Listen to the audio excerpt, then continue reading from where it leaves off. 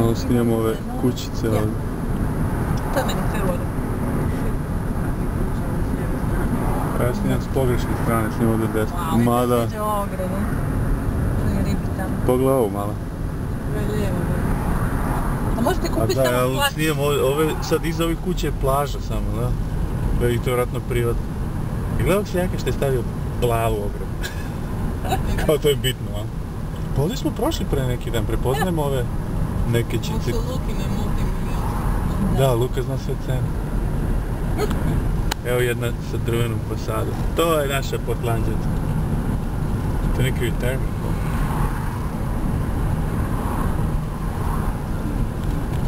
Više, ovo me opet nešto posjeća na Grčku.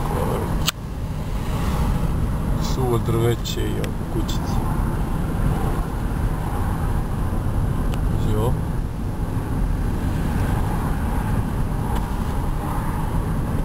Ma ovako nešto. Ovo ovdje malecka, jednostavno, pa ćemo je farbati. A, malo. Sa bazenom, jedan pokriveni bazen. Više ovdje prazan plac malo, odmah počnemo kopamo bazen. Sadiš krompir. Koji u Portlandu prvo napraviš WC i kupatilu i kuhinju, jel? A ovdje bazen, to ti isto. Pazi ovo. Ima plačeva praznika, pogledaj ovdje. Sve kuće nekako dignu malo. Pa ovdje je sigurno preskupo, ali... To što je gradnja skuplja, sad radi se ispod betona. Da. Došćemo mi Nidžu Jankovića i Gojka Ješića. To napravio drveta, čovječe, za 2 nedelje sklapaju sve. A ne, ozbiljno, da dovedeš nekoga tako ko radi naprijed, mada i ovdje to sigurno ima jeftino. Pojeftino što bi rekli braće Makerović.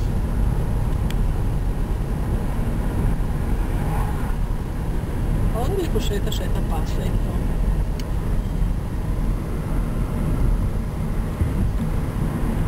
Smo ih šetali ovdje malo?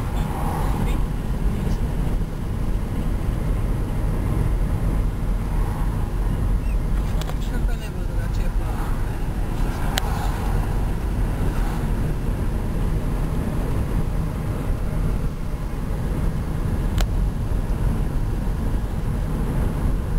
I odmah iz ovih hotela je plaža.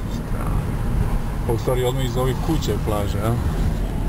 S ove druge strane. A nije plaža, s te strane nema plaža, samo su oni brodovi dokovi, ja? Ima plaža neki.